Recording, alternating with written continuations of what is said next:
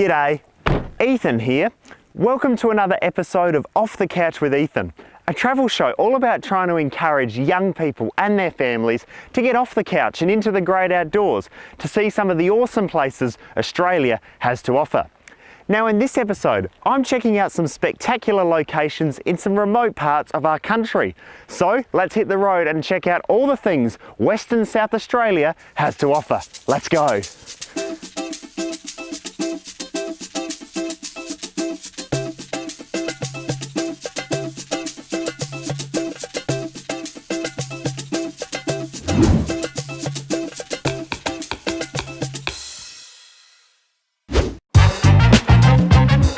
Well, my first stop is the Gawler Ranges National Park, located in the central Eyre Peninsula. Now, Gawler Ranges are one of many national parks located right across Australia. Now, national parks are awesome. They're pieces of land that are preserved so that we can go visit the spectacular natural features they have on offer. Now, national parks are fantastic to visit, but there are a few things to keep in mind when you come out and visit. The first and probably the most important thing is water. A lot of national parks don't have any water, so make sure you bring plenty of water to wash and drink in when you come and stay in national parks. The second thing is that dogs are not permitted in national parks. This is because dogs can have a significant impact on the environment, but the other thing is there's plenty of baits laid around national parks to keep away other feral dogs like foxes. The third thing is that there is limited phone coverage, particularly in remote national parks like the Gawler Ranges. So you do need to book your campsites when you come out and visit national parks, so make sure that you do that at home before you come out and visit. But now that we got that out of the way, let's go check out all the awesome things the Gawler Ranges has on offer. Let's go.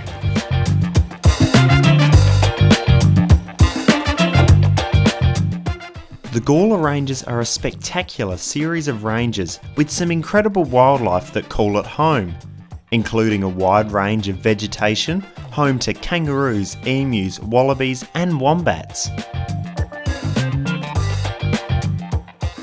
As well as its unique array of wildlife, the ranges also contain distinctive rock formations, one of which is a well-known feature of the Gawler Ranges. Well, these are the organ pipes, and they're a must visit when you come out to the Gawler Ranges. These spectacular rock formations look absolutely stunning when they're glowing in the sun, and when you come out here, you might even spot some yellow-footed rock wallabies. But what are the organ pipes, and how did they come to be? You see, a very long time ago, in fact about 1.5 billion years ago, the Gawler Ranges had some serious volcanic activity. The magma was so hot that it cooled down relatively quickly, keeping its unique hexagon shape that we see today.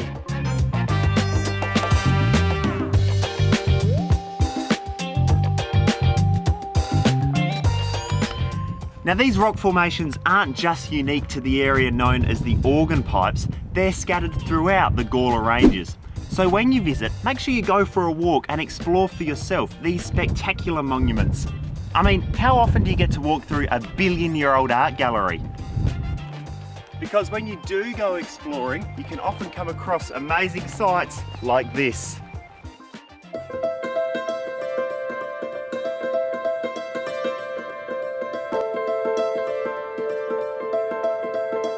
As well as these fascinating rock formations, life fills the ranges all year round. The area has an ideal environment where weather gets warm but it still receives enough rainfall to sustain waterholes, which leads to a diverse range of beautiful flowers and other flora. But my fascination for these unique rhyolite rocks has brought me just south of the national park to what I believe is a very unique point of interest that you've got to check out. Well, when you come visit the Gawler Ranges, make sure you come check out Pildappa Rock. It's located about 20 kilometres north of Minnipa, just south of the Gawler Ranges National Park. Now, Pildappa Rock is a granite outcrop that was formed the same time as the Gawler Ranges, about 1.5 billion years ago. Now, the rock used to be buried under layers of soil, and as time went on, the soil eroded away the face of the rock, forming this fantastic concave structure similar to a wave that we see today.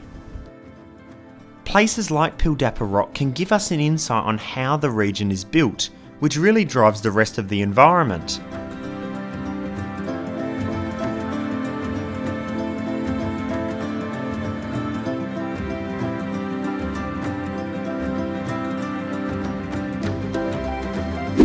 Anyway, enough talk about rocks. When you come out to the Gawler Ranges, you have to take a drive around the park to have a look around. The rolling hills set amongst the low-lying plains makes the ranges look like a movie set from Jurassic Park. But then in some areas of the park, huge lakes are filled with water that are bordered by sandy beach-like banks, a completely different environment to what you might expect.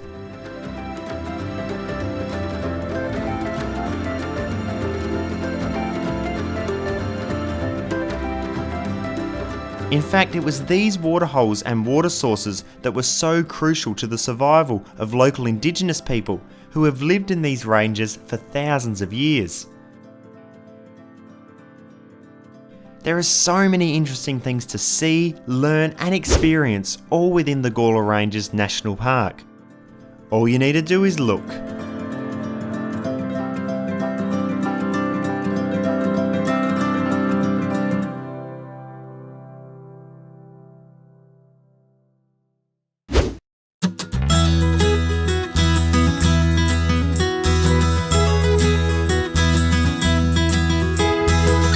Now it can be a lot of fun driving on Outback roads, but there's a few things to keep in mind when you're out here.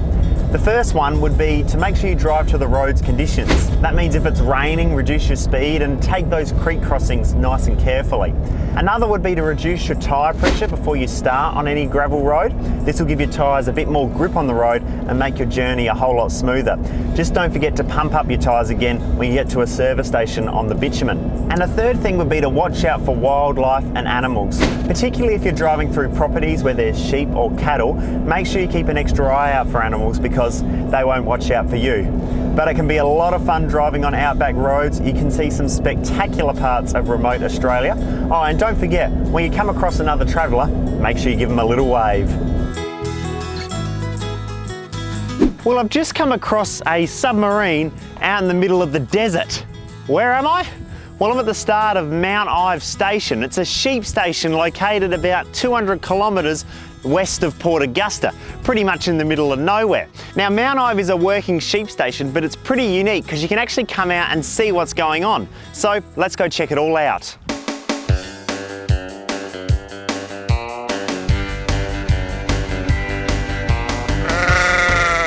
Mount Ive is a pretty unique place, and I'm keen to learn more about it. So I've met up with station hand Richard to have a chat. Mount Ive is a working sheep station and it has 3,500 merino sheep, so they shear sheep here. And they've opened up this area here for tourism, for camping and accommodation. And where are you located, besides the middle of nowhere? Well, we're 200 kilometres northwest of Port Augusta and about the same distance north of Whyalla. As well as a campground, Mount Ive offers a wide range of funky and pretty unique accommodation, from shearers' quarters to cottages. Whether you like sleeping in a tent or want a little more comfort, Mount Ive has plenty to offer. As well as on the station, there are numerous four-wheel drive tracks, and they range from an hour up to half a day. People are welcome to wander around the station. The station hands interact with the customers, and it's a very friendly place to go. You can walk all around the station and see firsthand what goes on an Outback station. But I've also heard that the so-called Spinifex bar is a pretty big hit. Well, the bar opens at 5 p.m. in the afternoon and it's open nominally till 7 o'clock. It just depends on whether there happens to be some footy on or how many people we get in. It is the focal point of the meetings that go on here. It's a good meeting place. A lot of our customers come in here and they interact with each other. Anyway, just north of Mount Ive Station is a pretty interesting landmark that I'm eager to check out, Lake Gardner. Well, this is Lake Gardner. It's a salt lake that's about 150 kilometres long and 50 kilometres wide. Now, normally Lake Gardner is a dry salt lake. However, we've lucked enough to visit just after a huge rain, and at the moment, water is filled up as far as we can see out here on the lake, and it looks absolutely stunning. Lake Gardner is Australia's third largest salt lake. Now, unlike water bodies that are near the coast where water flows out to sea, because creeks and rivers in the middle of Australia are so far away, the water flows out into the low-lying flat regions, forming lakes. Now, when this water evaporates, it leaves behind minerals, forming a salt lake. And there are plenty of them. But today, I've been really lucky to visit Lake Gardner right after there's been a huge influx of water. And I have to say, it is truly an incredible sight.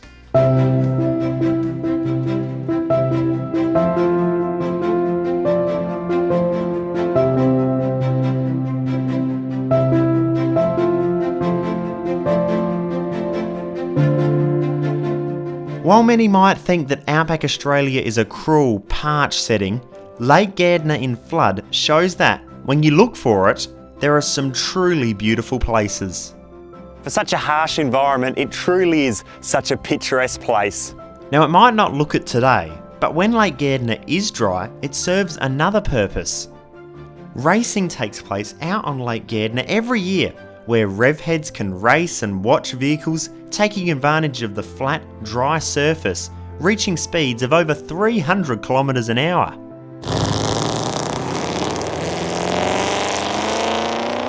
On the lake, they do dry lake racing once a year, the end of February, early March. They set up the track out there. They get up to 1,000 people, and the land speed record set out on Lake Gardner was 802 kilometres an hour in a jet car. That's right, this fella here set the national land speed record of 802 kilometres per hour out on Lake Gardner in 1994 using a rocket car. Pretty impressive. But whether you're reaching for the land speed record or just enjoying the scenery, Lake Gardner, with or without water, truly is a gem of Western South Australia. Now, when I'm away travelling, I love to meet new people, and you guys who follow me on my adventures. Which is why I thought it was a crazy coincidence when I ran into Morgan from Channel 44 while visiting Mount Ive Station. Hi, I'm Morgan. I'm the Operations Assistant at Channel 44. I'm here at Mount Ive Station. I love camping because it's a great way to just put your phone away, relax, reset, get into the zone and have a good time with friends and family. And it's great being out here. You meet everyone from all over Australia and you hear some great stories. It's a really good place to make friends and find like-minded people. Well, there you have it. It's not just me saying it. There are so many great people to meet while you're away. So why not get off the couch and head out to meet them? Get off the couch! Get off the couch! Get off the couch! Get off the couch!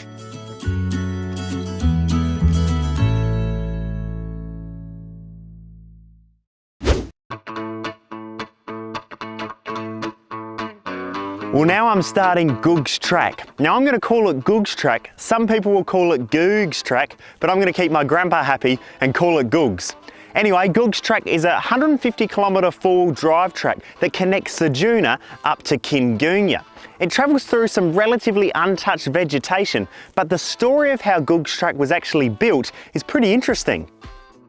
John Denton, nicknamed Goog, and his wife Jenny lived just out of Ceduna on their farm. And Goog wanted to explore what was beyond the scrub. So in the 1970s, Goog and the family hopped on a bulldozer and started to forge a path themselves through the bush. It took almost 3 years, but with the support of his family and friends, Goog pushed all the way from his house over 150 kilometres north to meet up with the railway line, now providing a more direct route from central South Australia to Ceduna.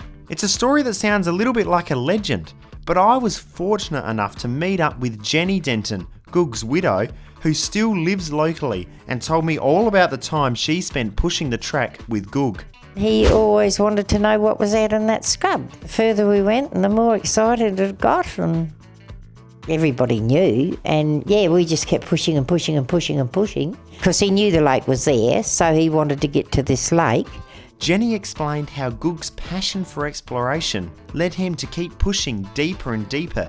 There's a lot of stories that it was pushed out there for us to go to the races, but no, it was just that Goog wanted to do it. Yeah, it was fun from the start to the finish. Oh, we had a few breakdowns and all those things. It was all sorts happened out there. It's hard to imagine the conditions that Goog and Jenny endured while pushing the track. So while I was with Jenny, I wanted to ask her face to face, is it Goog's track or Googs' track? No, it's Goog. Okay, thanks Jenny. Goog got his nickname when he was in Whyalla, and he used to go around on his push bike selling eggs in Whyalla, and somebody called him Goog. And like the locals around, hardly anybody knew his name because he was Goog. Anyway, Jenny has lived a life where she's had first-hand experience of getting off the couch. Oh, I'd just say, why are you sitting here? Get off the couch and go and explore Australia because there's a lot of it and there's a lot to see out there. Thanks, Jenny. Anyway, back to the track. Now today's a typical day for this region. Beautiful blue skies, 22 degrees, a perfect day to go out and explore Goog's track. So let's hit the road.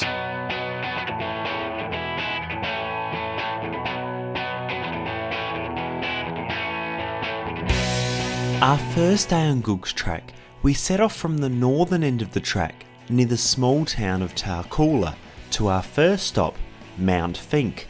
But on the way we spotted a pretty cool animal. Feral camels live all around this area, so you're almost guaranteed to see one. Just make sure you don't run into one, because believe me, they are huge. Anyway, just at sunset, Dad and I arrived at Mount Finke. Mount Finke is an isolated hill that sits nearly 300 metres higher than the surrounding landscape. It's a fantastic natural landmark. The rest of the environment is as flat as a pancake, and climbing Mount Finke gives you a sensational view of the extreme landscape that surrounds it.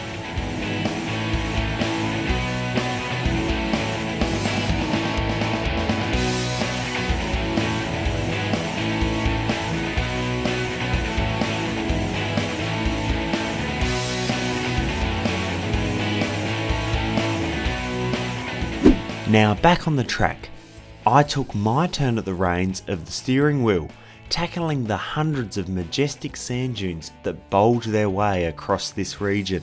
Now we're about halfway through Goog's track, still a spectacular day, and there's some awesome sand dunes around the place. Now when you're driving along Goog's track, or any Outback track really, it's important that you put a flag on the top of your car. And what a flag does is it sits a bit higher than the top of your car, so when you go over any sand dunes or crests, if there's another car coming the other way, it gives them a bit of warning that you're coming so that you can pull out the way and they can pull out the way as well. It just makes your four-wheel driving a whole lot safer. So with that in mind, let's continue on through the sand dunes of Goog's track. Now I'm heading south along Goog's track, or Goog's Road as his family still refers to it as, to the popular stopover Goog's Lake. Now Goog's Lake is the lake Goog was so determined to reach when he began pushing through the sand dunes with his family in his bulldozer. Now the environment at Goog's Lake is really awesome. The lake, which was filled with a bit of water when we arrived, is surrounded by white, sandy-like beach banks. Now the next morning we awoke to a very wet and misty day, where you couldn't even see the other side of the lake. But the dewy environment gave a whole new perspective to the area and caused it to look even more beautiful than it already was. Then, quite literally out of the fog, came a whole mob of emus, striding along, giving us a nice close-up and personal experience with my favourite flightless bird. Now on the way out of Goog's Lake, make sure you stop off at the Denton Family Memorial, where Goog himself, along with his son Dinger, are remembered. In fact, Dinger's mates still come out to the site regularly, putting money in a tree so that Dinger can buy himself a drink. A beautiful sentiment to a very adventurous family. Now, Googs Track is often referred to as a mini Simpson Desert, and it's not hard to see why. The rolling orange sand dunes makes it perfect for anyone who wants to have a crack at desert sand four-wheel driving. Now when you're travelling along Googs Track, you cross the dog fence. Now the dog fence is a fence that runs from the west coast of South Australia, northeast, all the way up into Queensland. And the purpose of the dog fence is to keep dingoes out of the southeastern pastoral areas of Australia. And it does a pretty good job, as long as we all do the right thing. Now the golden rule with gates is leave them as you've found them. So if you come across a gate that's closed, make sure you leave it closed. And if you come across a gate that's open, leave it open. All the gates along the dog fence, of course, will be closed. So let's head through this one, close it on the way, and continue along Googs Track.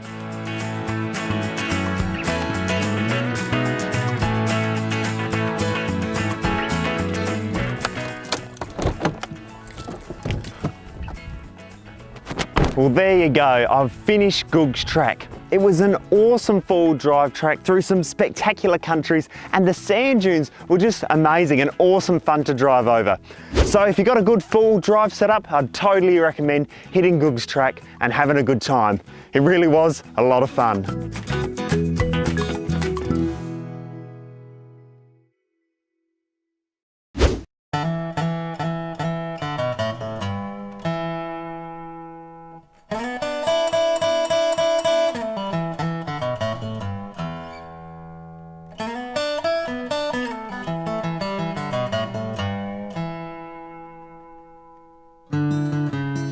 Located about 1,000 kilometres, yes 1,000 kilometres west of Adelaide, lies the Nullarbor Plain. Nullarbor literally means no trees, and it's not hard to see why. But how did the Nullarbor get so tree phobic? Well, once upon a time the Nullarbor Plain was actually under the sea, as the bottom seabed. But over time, the nice limestone base stayed in place as sea levels dropped, leaving behind the uniform plain. But flat does not mean boring. I'm heading down to a very exciting place you have got to see to believe. Well, this is Head of Bight. It marks the start of the Great Australian Bight, a series of limestone cliffs that stretch west for over 800 kilometres. Now, as well as the picturesque views here at Head of the Bight, there's something else that's pretty special. Southern right whales that live south towards Antarctica during the summer months make the journey north to the Head of the Bight during the winter months to seek shelter and calf. So when you visit the Head of the Bight in the winter months, you're very likely to see dozens of whales and calves taking up residence just below the cliffs out here in the water. And they're pretty spectacular to look at, set amongst the beautiful limestone cliffs. You wouldn't think in such a harsh environment as the Nullarbor you would find such majestic life seeking refuge for the winter. Yet, here we are.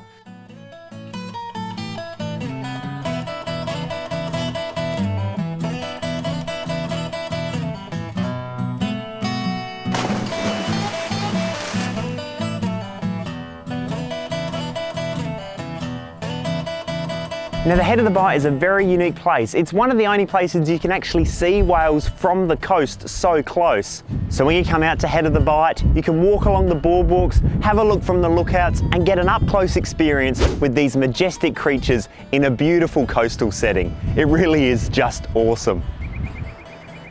Head of the Bight is truly epic and so unique. It is a must to check out with almost guaranteed whale sightings in the winter. Riding close to the limestone cliffs, it's something you won't ever forget. Heading back inland, looking around the place, it might look as if there's not much to see at all. But now while the Nullarbor is a pretty barren and treeless plain, there's another exciting world that exists below the surface out here. These limestone caves are scattered all around the Nullarbor region, and they provide an insight into the underworld that exists below the surface out here. So if you come out and see these caves, you can grab your torch and go for a walk and see the spectacular sights that exist below the uniform plane. I've got to say, when you look around out here, you might not think there's too much to see, but when you look down here, it's like a whole nother world. I bet you're wondering how these caves even got here. Well, you see, back when the Nullarbor was underwater, the water carved out gaps in the soft limestone rock. Now when the water receded, these gaps stayed in place, leaving behind a vast network of caves spreading for hundreds of kilometres right across the Nullarbor. The Nullarbor Caves also has a huge national significance as the location of some of the oldest Aboriginal art by the Mirning people, which have been dated up to 20,000 years old.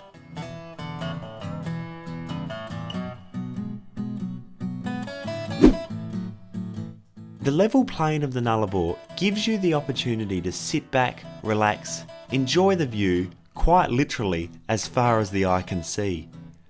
Make sure you see everything there is on offer, and of course, sit back and enjoy what I have to say is one of the best sunsets you'll ever see.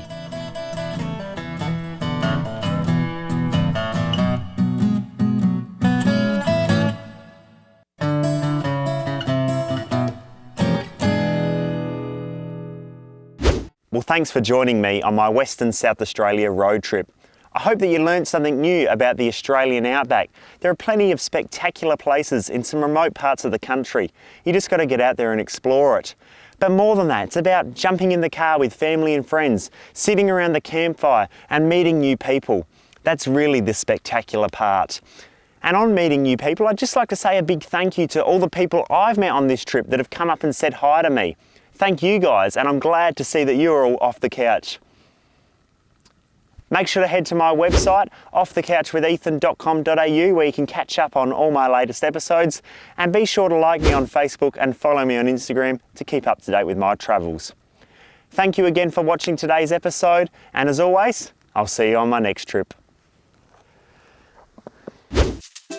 So come on, let's go check all the things out that Mount Ive has to offer. They're pieces of land that are preserved and don't know what I was going to say. I think I was going to say contracted. That's a bit of a weird word. Jeepers creepers.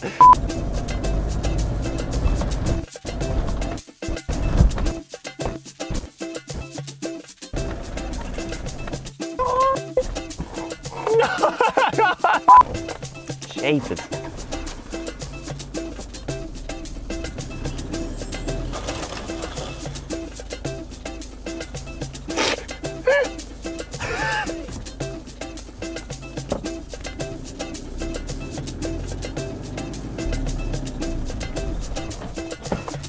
Jeepers.